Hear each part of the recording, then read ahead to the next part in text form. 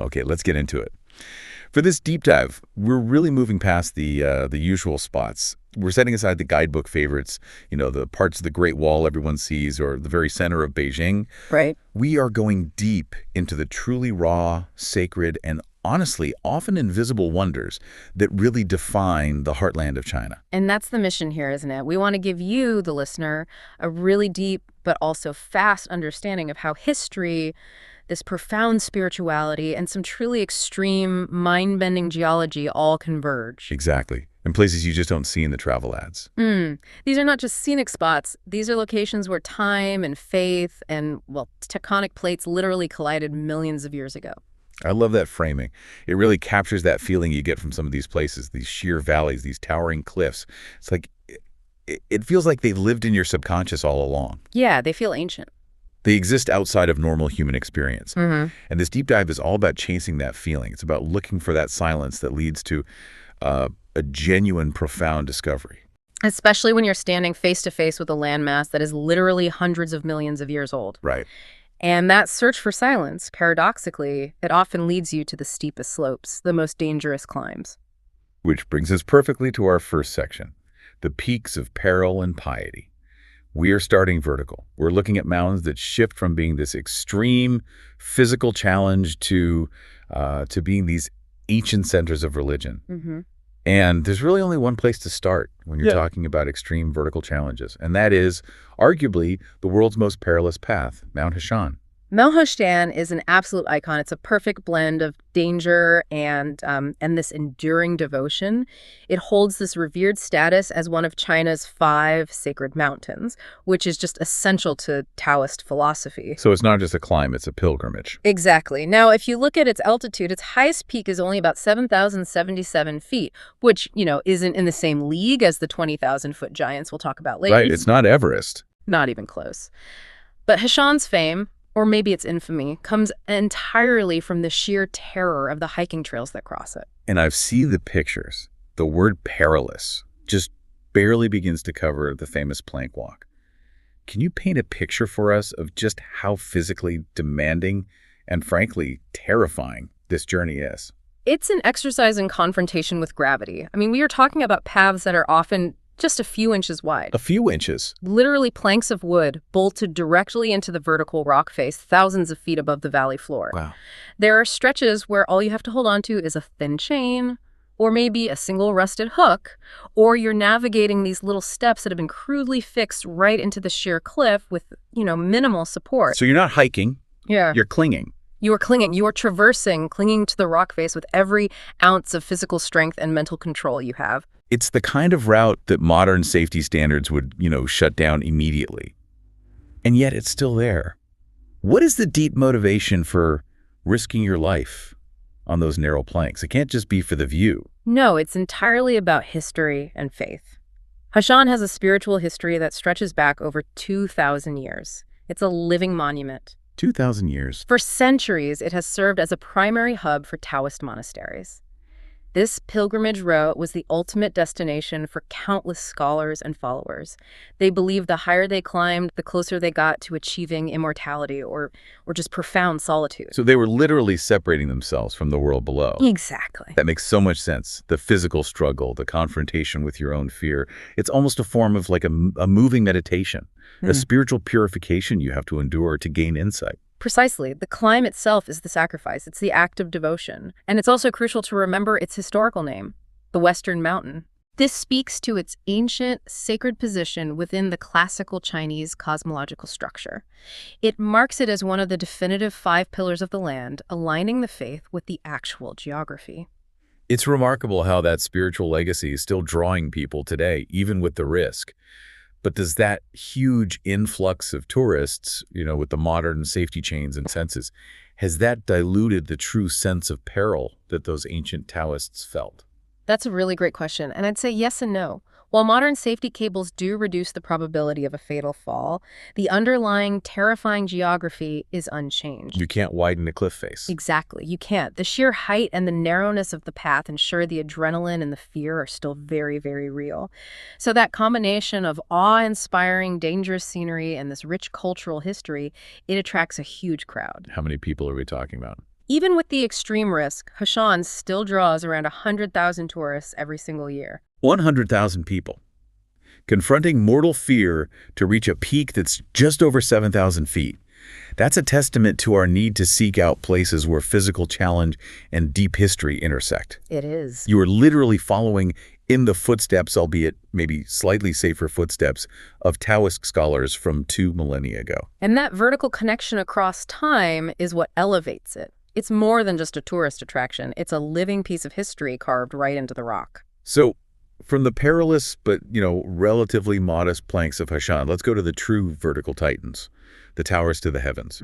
We can start with Segunin Mountain, which, I love this, translates locally to the goddess of snow. A very well-earned name. When you see pictures of it, it feels less like a normal mountain range and more like a rugged, forgotten fairy tale kingdom just wrapped in mist. It is a true titan. Segunyang stands as one of China's tallest peaks. Its highest summit reaches a staggering 22,287 feet. Wow. Okay, put that in perspective for us. Well, for you listening, that is significantly higher than the highest point in the entire European Alps, Mont Blanc. It is higher than every single mountain peak in North America except for Denali in Alaska. So this thing demands serious respect from mountaineers. Profound respect. That sheer scale is why it's often described quite accurately as the Alps of the East. That elevation is just mind-boggling, but the context of the land is just as important as the height itself, right? What makes this vast, remote area so significant beyond just the physical challenge? It is an absolutely vital conservation zone. It's recognized for its extreme biodiversity. The entire region, which is about 73,000 acres, plays a critical role as a habitat for some of the world's most vulnerable and iconic animal species. Okay, so we're talking about pandas. We are talking about the giant panda, which uses the region's vast bamboo forests, but also the incredibly elusive and majestic snow leopard, Right. which roams the highest, coldest zones. The biodiversity here isn't just a point of natural beauty. It's critical to global conservation efforts and genetic stability for these threatened species. And the timeline of this mountain range, it gives you chills. Is 200 million years considered young or old in the geological story of this region? It's certainly not young. Segunyang Mountain began its formation about 200 million years ago. That puts its origin firmly in the Mesozoic era, the age of the dinosaurs. So this is a Jurassic peak. It's a direct, massive geological testament to the immense mountain building activity that occurred during the Jurassic period. It's the result of continental collision. This peak isn't just tall, it represents deep Earth history, the colossal forces of continental plates just pushing against each other for eons. And for that small group of extreme adventurers who look at a 22,000-foot peak and think, I have to climb that, the goddess of snow does not give up her secrets easily. She certainly does not. Despite attracting serious world-class climbers, the success rate for conquering the highest peak is extremely low. Why is that? The weather. Unpredictable weather, technical difficulty, and the extreme altitude. Only about 3% of those who attempt the climb actually succeed. It's a remarkable place. It combines this powerful natural scenery with a geological timeline that puts the entire span of human history into a very, very sharp perspective. Okay, let's shift from those sheer granite titans to the world of sandstone fantasy. Zhangjiajie Willingyan. This place is famous, but for a huge part of the global audience, it's famous because it inspired a fictional world. Right, and this is where ancient geology and modern pop culture just undeniably intersect. Zhangjiajie is globally renowned because its unique, almost impossible landscape directly inspired the floating Hallelujah Mountains of Pandora in James Cameron's Avatar. That's right. That single movie connection just captured massive global attention for its sheer, unbelievable vertical beauty. But I think the story of its geological origins might be even more compelling than the Avatar connection. Describe these pillars for us. What are we actually looking at? You are looking at the world's tallest and most dramatic sandstone pillars. Some people call them quartz sandstone peaks. The protected area is about 62,000 acres, and it contains over 3,000 individual distinct stone columns. 3,000 of them. Over 3,000. And some reach absolutely staggering heights of up to 3,540 feet. Wow. They genuinely look like colossal vertical needles just thrusting into the sky, completely detached from the surrounding earth by deep erosion. And the geological process that carves a landscape like that, these isolated skinny towers, That must take an incredible amount of time. Immense time and very specific conditions. This landscape was formed around 300 million years ago. Whoa! So it's a contemporary of Karas Lake, which we'll get to. It is the result of relentless periods of weathering and erosion. Water just slowly seeped into the cracks and fissures of the sandstone, gradually eroding all the softer rock around it and leaving behind these tough, resistant columns. It's a masterclass in slow, grinding natural power. Absolutely. And because we humans simply cannot appreciate awe-inspiring geology from a safe distance, they had to add a massive, heart-stopping, thrill-seeker element to it. Of course. That's the juxtaposition of the modern tourism industry, right? Zhangjiajie is also home to the Grand Canyon Glass Bridge, which for a while was the longest and highest glass-bottomed bridge in the world. A bridge across the clouds. How high are we talking? It stretches 4,410 feet long, and it's suspended a dizzying 980 feet above the valley floor. That's nearly 1,000 feet of sheer drop right beneath your feet. Yeah. The engineering required for that must be monumental. It is, and it's built to accommodate the massive crowds who want that terrifying experience. It's engineered to be exceptionally robust for safety. It can support up to 660 pounds per square foot. So it's a perfect example of human technology designed to confront and monetize the visceral fear inspired by ancient geology. Exactly. So we've seen peril, we've seen extreme height, we've seen fantasy. Let's get back to the core spiritual centers that are literally woven into the mountainside. We have 4 incredible sites here that combine Buddhism and Taoism with breathtaking heights, starting with the almost unbelievable visual of Fanjingshan's floating temple. Fanjingshan is. It's an architectural marvel that's perfectly integrated into the landscape. The mountain stands at about 8,150 feet, and it holds this temple complex that's dramatically suspended in the clouds, often just shrouded in mist. It's not just a temple on a mountain. It looks like it materialized out of the mist itself, just balancing on this tiny peak. It does. And the journey there is the definition of a pilgrimage. Huh. You have to climb hundreds, if not thousands, of stone steps just to reach a structure that seems to defy gravity. It really embodies that spiritual desire to transcend the earthly world, to reach a higher state. It does, and its value, both spiritual and natural, is recognized globally.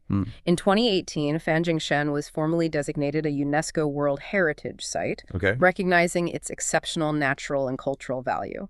But the natural value is what really elevates it. The park is around 30,000 acres, and it hosts one of the most diverse ecosystems in China. We're talking more than 1,600 different plant species, including the extremely rare and endangered Chinese golden monkey.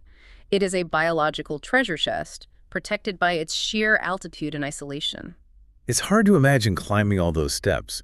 That intense spiritual effort seems to define these vertical holy sites. And speaking of foundational spirituality, that brings us to Tiantai Mountain. This is the source of a major Buddhist school that really shaped Chinese thought. It is. Tiantai Mountain is historically and religiously significant because it's the birthplace of the influential Tiantai Buddhist sect, one of the most prominent schools of Buddhism in China. It stands at around 4,300 feet. So for listeners who aren't familiar with the Tiantai school, what's its defining characteristic? What makes it distinct? Well, the Tiantai school is primarily focused on the study and systematization of the Lotus Sutra, which they believe contains the ultimate teachings of the Buddha. Its core doctrine centers on the 3 truths: emptiness, provisional existence, and the middle way. Okay, so it's a very contemplative form of the practice. Deeply contemplative.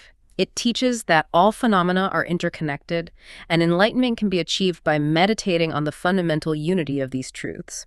And the physical environment there seems perfectly designed for that kind of deep philosophical thought. A place of peace. And natural insulation. The mountain covers nearly 500 acres of valleys and untouched forests. It creates this grand, quiet environment that's just ideal for seeking solitude. And it's also known for its incredibly mild, temperate climate.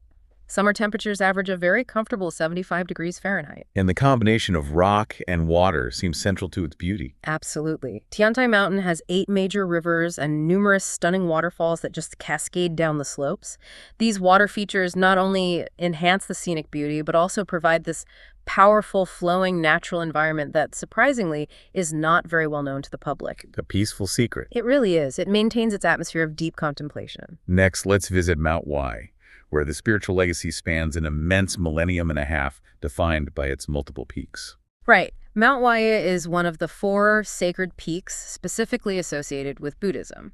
It has a spiritual legacy stretching back over 1,500 years. It ascends to about 10,000 feet and is physically defined by its 5 distinct summits. And does each summit have its own specific religious significance? They absolutely do. The complexity of the 5 summits reflects the importance of the site. Historically, each summit was associated with a specific bodhisattva or concept within the Buddhist pantheon. So you'd have to make separate pilgrimages to each peak to complete the full sacred journey. So the whole region is dotted with temples. The entire region, which is about 60,000 acres, hosts more than 50 historic temples and shrines. That concentration of religious architecture, built over centuries, really emphasizes its spiritual centrality. It does. And these temples are critical spiritual destinations. But much like Segunyang and Fanjingshan, Huayi is also a crucial ecological sanctuary.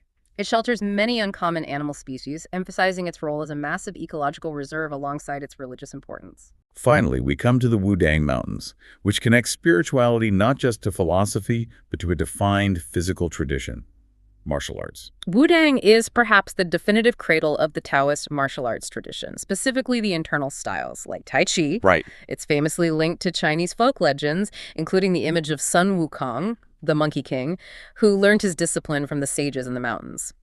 This is where martial philosophy focused on internal energy, or qi, meets rigorous physical discipline. And it's also officially recognized. It was recognized as a UNESCO World Heritage Site in 1994 for precisely that reason: the stunning fusion of grand, remote natural scenery and the ancient sacred structures that dot the landscape. Its tallest summit, Tanzu Peak, rises to 10,077 feet. It sounds like a massive, interconnected compound, not just a single peak with a few temples. It is. It's often referred to as the Taoist Great Wall because the complex is so vast. It includes more than 30 shrines and unique architectural constructions. And what makes it so significant architecturally is how these structures are integrated into the environment. They don't impose on nature, they flow with the natural contours of the mountain, Creating a cohesive spiritual complex. dedicated to living Taoist principles and seeking harmony. That was an incredible vertical journey, spanning 2,000 years of history, physics-defying hikes, and elevations over 22,000 feet. The mountains are truly where the physical and the sacred meet. And often where they clash. Exactly. Okay, let's transition now from those vertical landscapes to vast and often hidden bodies of water. Our second section focuses on waters of wonder: lakes, glaciers, and submerged secrets. And we have to start with arguably the most dramatic example of modern human impact on an ancient landscape: the vanished world of Qiyando Lake. Qandao Lake, or Thousand Island Lake, is impressive just on its scenic merit. It's huge. It covers around 573,000 acres and is dotted with an astonishing 1,078 islands. 1,000 islands. It stands as one of the largest bodies of water in China, a massive meandering inland sea. But the most astonishing fact about this lake is how it was created. This isn't an ancient tectonic basin. It's a recent planned creation. That's the historical irony. The lake was created artificially in 1959. It was due to the building of a dam intended specifically for hydropower production. So this massive project fundamentally shifted the entire landscape to serve modern energy demands. It did, and the consequence of that shift is, well, it's haunting. It submerged 2 entire ancient cities, Lion City and Hecheng. Yes. Beneath the lake, at its deepest point of about 100 feet, rests the ruins of these cities, which date back to the Han and Tang dynasties. And this marks a profound historical moment when local residents were forced to relocate in 1959 to make way for the dam project. So the submerged city connects you not just to the scenic charm of the lake, but to a profound sacrificed past, a memory locked beneath the surface. Exactly. It was prioritized over physical preservation. The city of Shicheng, in particular, was built during the Tang dynasty and had incredibly well-preserved architecture. Divers who explore it today describe entering a time capsule, Perfectly preserved by the cold, deep water. offering a unique window into dynastic life that would have otherwise just been lost to surface weathering. That's an incredible insight. A historical monument created not for spiritual devotion or imperial protection, but as a sacrifice for modern power generation. It really encapsulates that tension between human progress and deep historical roots. It truly does. The scale of that sacrifice for energy is just hard to wrap your head around. Now let's look at lakes, renowned for their sheer, unbelievable natural beauty and color, starting with the vibrant, almost psychedelic spectacle of Zhangjiajie Valley. Zhangjiajie Valley is one of China's most remarkable natural spectacles. It's a UNESCO-listed area known for its 5 flower lakes. And these lakes have incredibly distinctive hues, shifting dramatically across the spectrum, from electric turquoise and emerald green to deep sapphire blue and sometimes even golden orange. It looks like someone is pouring dye into the water. What's the secret behind that intense color palette? It's far more complex than just depth or clarity, although the water is exceptionally pure. The shifting shades are formed by a precise combination of factors unique to this karst region. You have a high concentration of dissolved calcium carbonate, which settles on the lake floor, and the presence of specific minerals and algae. So the mineral deposits refract the sunlight like natural stained glass. Exactly, creating those vibrant blues and greens.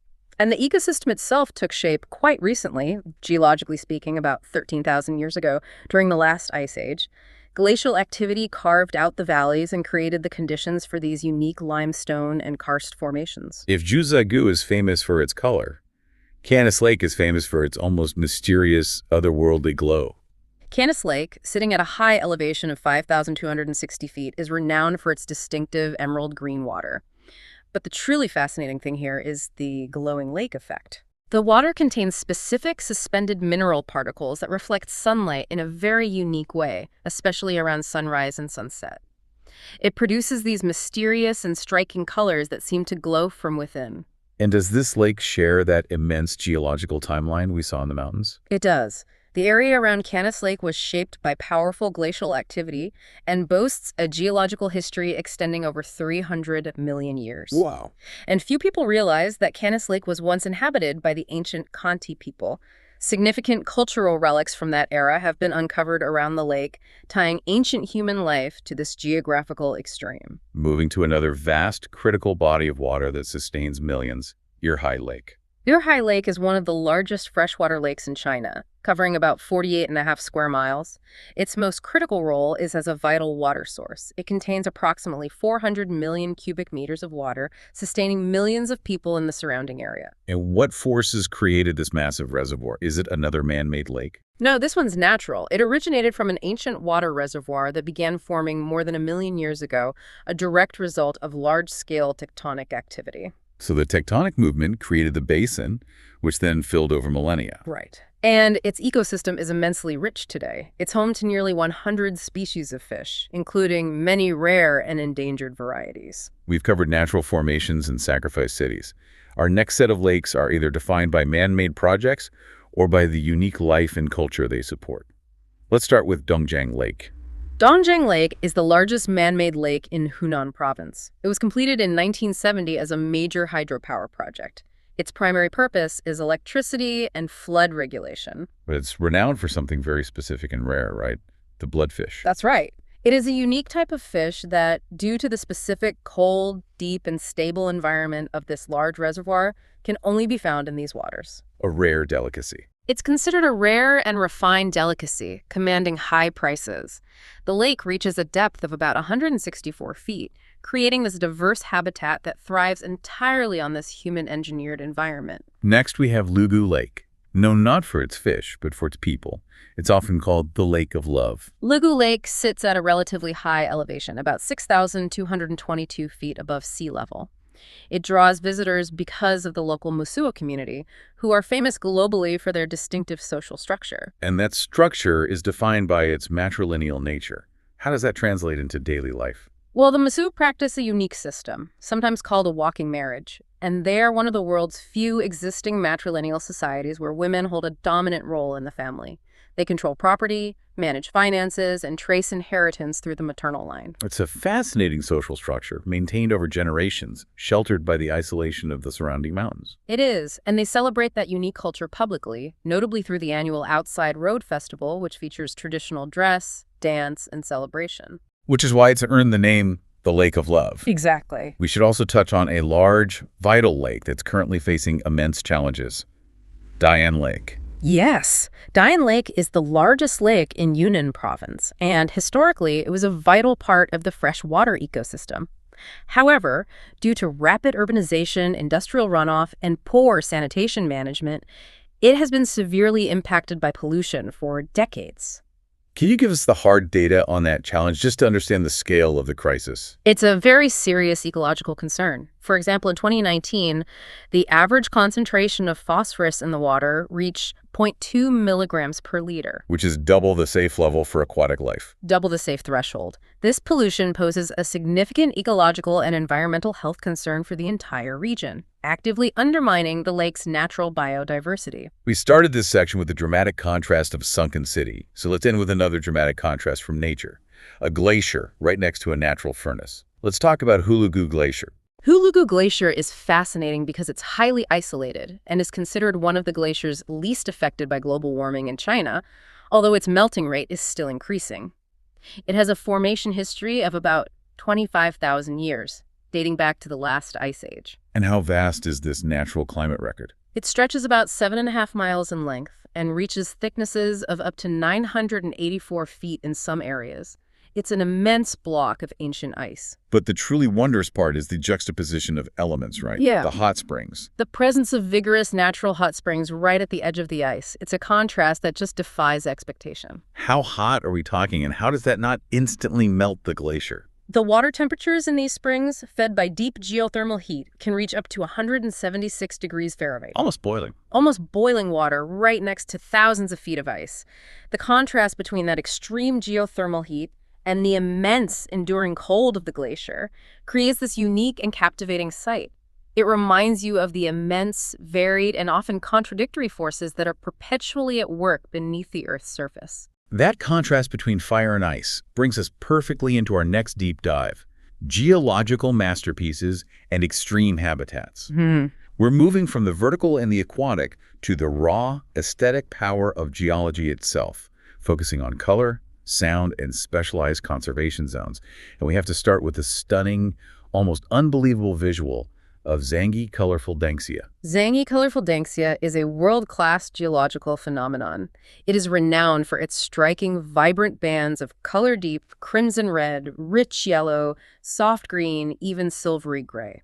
These mountains truly look like they have been painted by a colossal abstract artist. How does nature even produce a spectrum like that? It looks completely artificial. It's the result of geological changes and sedimentation over an astonishingly long timeline, approximately 540 million years. 540 million years. The colors are created by different layers of rock that were laid down under different climatic conditions.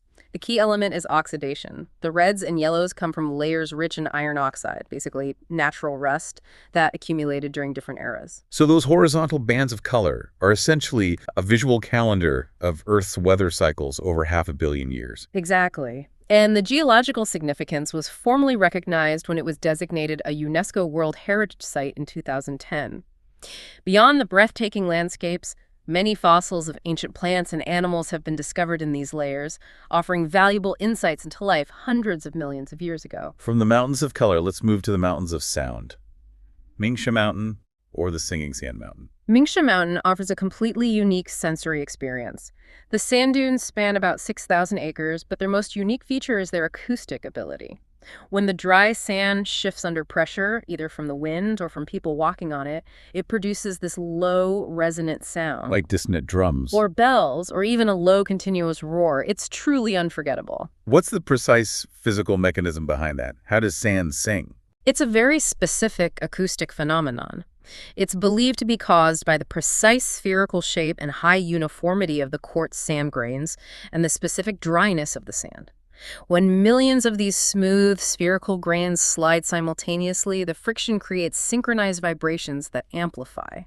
But the paradox of the desert environment here is almost more profound than the sound. This dynamic sand mountain is right next to a source of fresh water that just shouldn't exist. That is the ultimate desert paradox. Adjacent to Mingsha is the Crescent Spring, a beautiful, isolated freshwater source that is literally the only consistent water source in this specific desert area. And it's been there for how long? It has been sustained for more than 2,000 years, defying the logic of the desert, thanks to a unique and deeply isolated hydrological system. And those extreme conditions are truly punishing. They are. The climate is defined by challenging conditions where temperatures can fluctuate by up to 60 degrees ever between the intense day and the frigid desert night.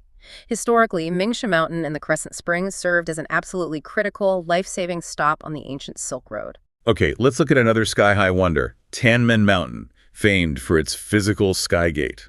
Tianmen Mountain is one of China's most breathtaking natural wonders, defined by the natural sky gate, a massive natural opening or arch at the peak soaring 4,000 feet high. It's one of the highest natural sky gates in the world. It is, carved by centuries of erosion, and getting up there is an adventure in itself.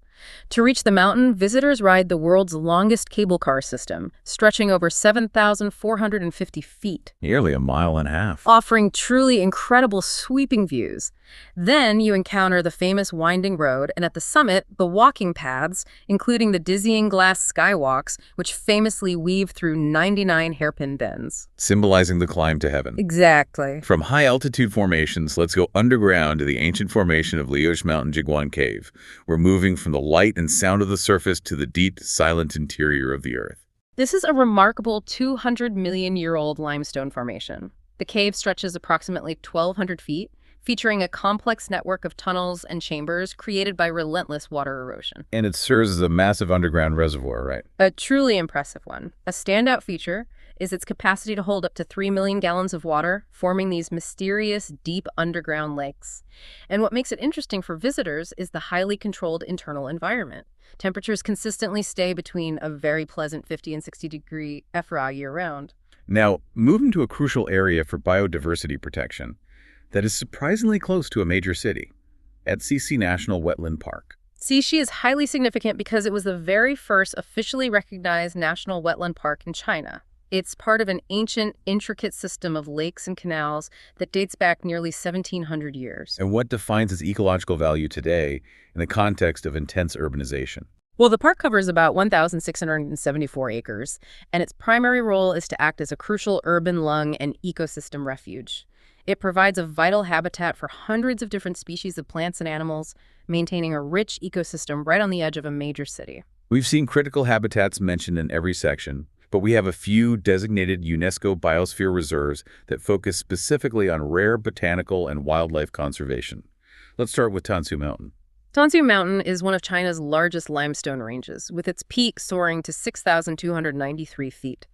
Its significance for nature protection was emphasized when it was granted UNESCO Biosphere Reserve status in 2011. And that status reflects the diversity and sensitivity of the life it supports. Precisely. Covering about 31,000 acres, it fosters a wide-ranging ecosystem filled with numerous rare species of plants and animals that require this specific karst-heavy environment to thrive. Next, let's look at a dedicated, massive human effort in conservation, the Xishuangbanna Tropical Botanical Garden. This garden is globally significant.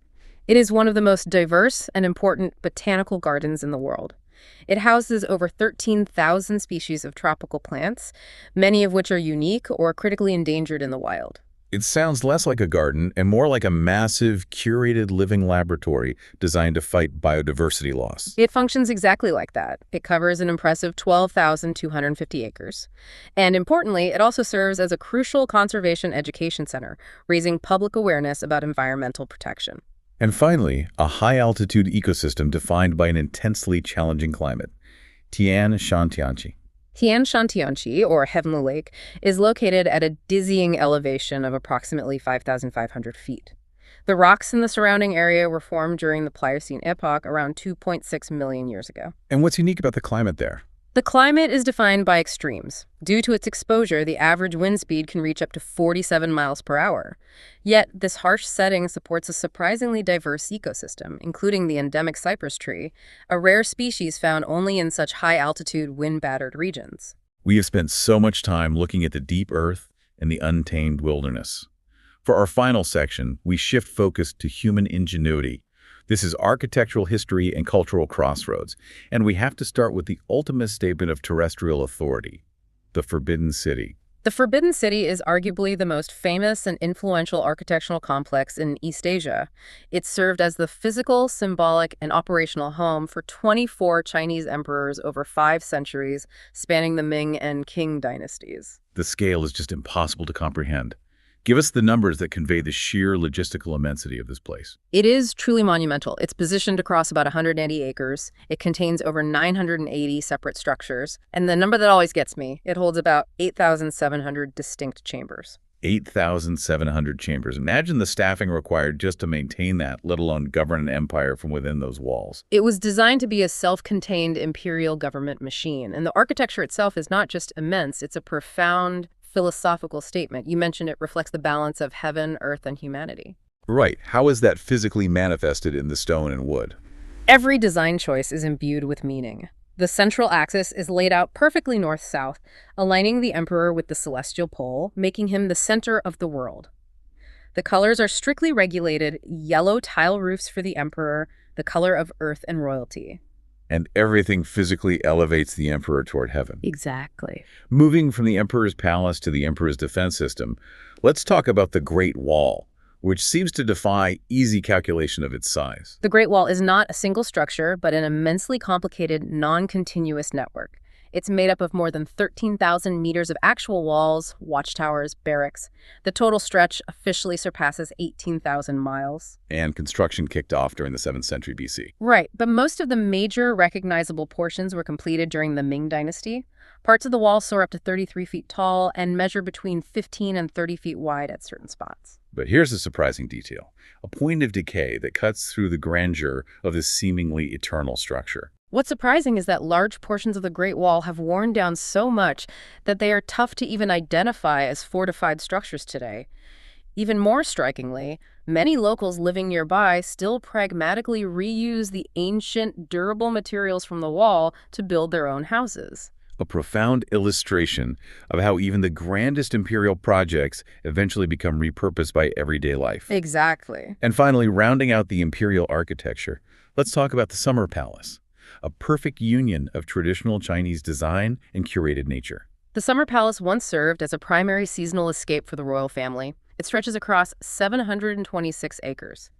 Built in the 18th century, it is a key illustration of traditional Chinese design philosophy, which deliberately blends landscape and architecture. Its most distinctive features relate to its sheer scale and artistry. The central feature is Kunming Lake, which is largely man-made. But perhaps the greatest artistic achievement is the Long Corridor, which measures roughly 1,600 feet in length and stands out with its thousands of intricate decorative artworks. It's a massive covered art gallery integrated into the garden itself. It is. And it has a history of dramatic destruction and recovery. It was entirely ruined during the Second Opium War, but was meticulously rebuilt in the late 19th century. We need to transition now from imperial capitals to the smaller, more localized, hidden histories found in ancient towns, beginning with Fenghuang Ancient Town. Fenghuang was established over 1,300 years ago. Its architecture is deeply influenced by the local minority ethnic groups, specifically the Miao and the Tujia people. This blend creates a culturally rich and diverse riverside landscape. And it wasn't just a trade center, it was a refuge for culture. That's a little-known fact. Fenghuang once served as a quiet, remote refuge for many great writers and artists, including the famous author Shen Kongwen. His presence contributed significantly to the region's literary culture. Contrast that with Anren Ancient Town, which has a distinct European flair from a much later period. Anren is unique because it's one of the few ancient towns in China that has meticulously preserved its European architectural style from the late Qing Dynasty period. It houses more than 50 remarkably preserved ancient residences. And there's a key example of that cultural blending. Lu Manor, built in 1904. Its architecture showcases a fascinating blend of Eastern and Western cultures, traditional Chinese courtyards combined with European facades. And finally, the famous Venice of the East, Zhuang, which holds a truly surprising secret about its core infrastructure. Zhuang is one of China's oldest towns, dating back over 1,000 years. It was a crucial commercial hub. It's renowned for its historic houses, nearly 70% of which were built during the Ming and Qing dynasties and are still standing. The name Venice of the East suggests sophistication, but the core fact here is amazing in its simplicity. The aha moment here is that Zhuang, despite being a major historic hub and surviving a millennium, lacks a modern integrated drainage system. They never modernized it. Never. This surprises many visitors because the streets, canals, and architecture are preserved in their exact ancient original state. That is incredible. The absence of modern infrastructure becoming the ultimate accidental act of cultural preservation. Now let's wrap up our historical journey with two architectural masterpieces. One high in the Himalayas, designed to defy nature, and one small island with a shocking hidden past. Let's start with the Potala Palace. The Potala Palace is, physically, the tallest structure in the world, built entirely from brick and stone, standing at an immense elevation of 12,139 feet in Tibet. The engineering challenge alone, at that altitude, is staggering. Its history is as immense as its height. Constructed originally in the 7th century, it served as the residence of the Dalai Lamas for centuries. The palace itself is massive, consisting of around 1,000 rooms, holding 10,000 murals, and over 200,000 pieces of artwork. But the real ingenuity isn't just the height, but how they achieved that height in such an earthquake-prone region. What's fascinating here is its anti-seismic architectural design. This structure was specifically engineered to withstand major earthquakes using ancient construction techniques. These methods included sloped, incredibly thick walls, deep foundational layers, and incorporating materials like willow branches within the walls to increase ductility and absorb seismic shock waves. So this wasn't accidental stability. It was intentional, millennia-old seismic engineering that still holds up. It was a conscious, genius engineering solution that showcases human creativity in preserving culture against the constant threat of natural disasters. And finally, the small, highly cultured Gyeongju Island, known globally as Piano Island. Gyeongju Island is tiny, only about 1.5 square miles, and it is a UNESCO World Heritage Site recognized for its beautiful blend of colonial European architecture, featuring around 200 villas. But its recent history contains a shocking hidden contrast to its modern cultured image. It does. Few people know that in the early 20th century, Gyeongju Island was actually used as a quarantine zone for those suffering from infectious diseases, particularly leprosy. A dark, necessary chapter in its past. Illustrating the island's isolation and its grim role in public health measures of the era. Yet today, it is completely transformed into a beacon of musical culture. Absolutely. The island is now globally famous for its music, especially the piano. It earned the moniker Piano Island because with more than 700 pianos scattered throughout the homes and institutions, it has one of the highest densities of pianos per capita in the world. What an incredible journey. We started with the sheer peril of Mount Hashan, the 2,000-year-old pilgrimage path, moved to the profound historical sacrifice of the submerged city beneath Kwandao Lake, and we discovered the unique cultural systems of the Muzuo community at Lugu Lake. If we connect all these disparate dots, what stands out is the profound age of the landscape itself. We discussed geology dating back 540 million years at colorful Danxia and 300 million years at Zhangjiajie. China's grandeur and its deep story lie not just in the well-known monuments, but in these incredible, often contradictory pockets where spirituality, immense geological time, and human history constantly intertwine. That raises an important question that summarizes the core tension we've explored across this entire deep dive. Considering sites like the Potala Palace were specifically designed to defy natural disaster, using ancient construction methods that have held strong for over a millennium. And yet, a major functioning city was intentionally submerged for modern hydropower. How often are we underestimating both the ingenuity and the deep, silent sacrifice woven into the world's most spectacular and demanding landscapes? That's a profound question. And it's something to mull over until our next deep dive.